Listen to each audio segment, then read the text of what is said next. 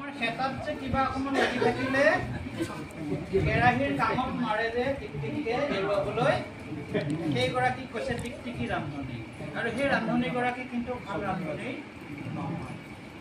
তাৰপিছত কৈছে তাও চেলেকি গম পাইছে নহয় নিমখ হৈছে নে নাই ভকতক অৰ্পণ কাক দিব। আপোনালোকে ভাবিছে নেকি যে মই আমাক আৰু এই আজি ইয়াত অনুষ্ঠান ভাগ দিছে সেই দুজন মানক ৰান্ধনি দিছে তেখেতসকলে ভকতক ৰন্ধন কৰিব। আমাৰ মনত সেইটো ভাৱ নেকি বাৰু? সেইটো ভাৱ হলে নহব। আমাৰ গৃহখনতেই মোৰ সতী সন্তানকে প্ৰমুখ কৰি সমস্তজনেই ভকত বুলি আমি ভাবিব লাগিব। কথাটো গম পাইছে? অকল আজিৰ দিনটোতেই যে মই ভাবিছো আজিৰ দিনটোতেই যে মই 4 মুঠি দিম সেইটো নহয়, নহয়নে? যিহেতু আমি কি কৰিম, আমি ভকতক অৰ্পণ কৰিম। আমাৰ গৃহত থকা আমাৰ সতী সন্তানসকল আমি সেইটো আমাৰ এটা হ'ল কি চিনাকি, কিন্তু প্ৰকৃতাৰ্থত কি তেওঁলোক একোজন ভকত। সেইকাৰণে সেই ভকতক দিয়াৰ আগতে আমি কেতিয়াও সেই তাও চেলেকি হ'ব নালাগে। আৰু সেইগৰাকী ৰান্ধনীও ভাল ৰান্ধনী নহয়। তাৰ পৰা আৰু এগৰাকী হৈছে কি টিকা পাখৰি। এই কিবা এটা কাম কৰিলে হাতত লাগিলে নহয় ইয়াতে মোহাৰিলে,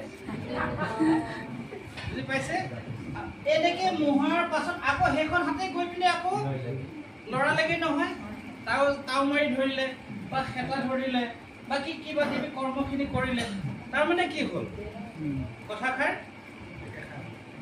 একেষাৰে হ'ল নহয় জানো বাৰু? শুদ্ধ সত্য হ'ল জানো? নহ'ল। তাৰমানে সেই টিকা পাখৰি ৰান্ধনীগৰাকীও ভাল ৰান্ধনী নহয়। এতিয়া সেইকেইটা যদি কাৰোবাৰ আছে এৰিব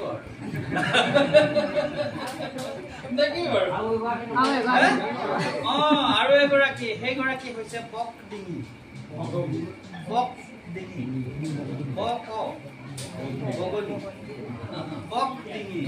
বক ডিঙি ৰান্ধনীগৰাকী ভাল ৰান্ধনী বুলি কৈছে। কেলে চাব, বগলী এটাই পানীৰ জুৱলিত মাছ এটা ধৰিবলৈ যিটো ধ্যানত ৰৈ থাকে, কাৰণ পানী অকণমান হিলিলে কি হব, মাছটো পলাব। ঠিক তেনেদৰে আমাৰ ৰান্ধনী বিলাকেও এই ৰন্ধন কৰাৰ সময়ত কেনেবাকৈ মুখৰ ভাৱ পৰিব নেকি, নহয়নে? কেনেবাকৈ আমাৰ এই মূৰৰ পৰা চুলি পৰিব নেকি? বা আজিকালি বাৰু আমাৰ হেৰি নাই, জুই বোলা বস্তুটো নাই, আৰু আমাৰ এই ক্ষেত্ৰত কিন্তু